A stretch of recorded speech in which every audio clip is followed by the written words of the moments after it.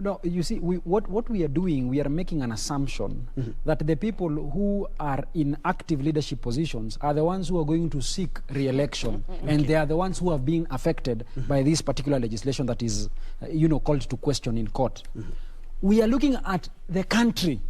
We had the people, becoming or getting to the age of the majority in the year 2020, 2021. And these are the people we are calling the poor in our society.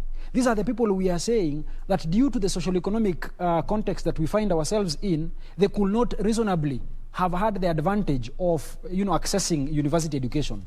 You will remember that this government, the government of the day, even the previous governments, have not made secondary school free for all. They have not made university education free for all. So in as much as we have help, but you see there is a bridge that you must pass. You must pass through the secondary school for you to get to the university. Now that in itself, because you must pay to access secondary school education, becomes a hindrance. It means only those that have money can actually access even the secondary school education.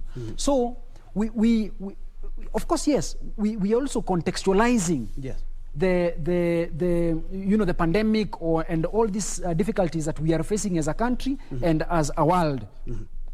Last year we had this pandemic. We are still fighting it. We are still battling it. Everybody is wearing masks here. I mean, that is what you can see. So that in itself has also been a challenge. There has been an effect in the academic calendar. But that is really one of the many arguments that arises from that petition. But what then we should be looking at right now is to ask ourselves that what then is the most, what means can the government adopt to ensure that most of its citizens get access to education?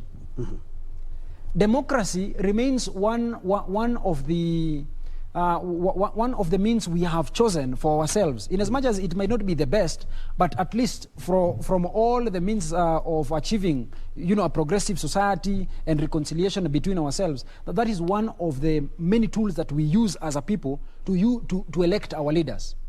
And therefore, when you look at democracy in itself, it gives the opportunity of citizens deciding for themselves who will best serve them. We also have appointive offices. For appointive offices, then it will be a reasonable requirement that if you want to be appointed, then you go there, present your documents, and these are the criteria that the appointing authority has set. But when it comes to elective positions, and I like the example that my good sister has given from Uganda, that when it comes to elective positions, allow, without unreasonable restrictions, for people or citizens of this country to participate in their democracy, in their governance of their country, to participate in elective positions. But when you come up with restrictions, which the Constitution says, in as much as we might have restrictions, we ought not to have unreasonable restrictions. The Constitution itself has said that persons of unsound mind, persons who have been convicted of election offense 5 years prior to the elections, persons who who have not gotten to the age of the majority. Those are the people that the Constitution has said these people cannot participate in elective positions.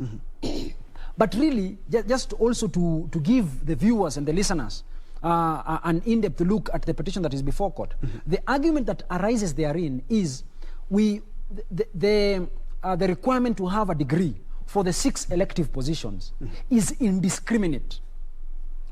The Constitution says, the Constitution proposes principles of equality and equity. Now, the principle of equity views a situation where we must have a different treatment of different people. So that if you're looking at the kind of responsibilities and roles that these people have in their hands or their mandates as leaders, then the person who has the less responsibility probably will be the MCA. And that is why this petition comes in. So that it is not fair. It becomes now indiscriminate to require of all the 6 contestants to at least have a minimum of a degree.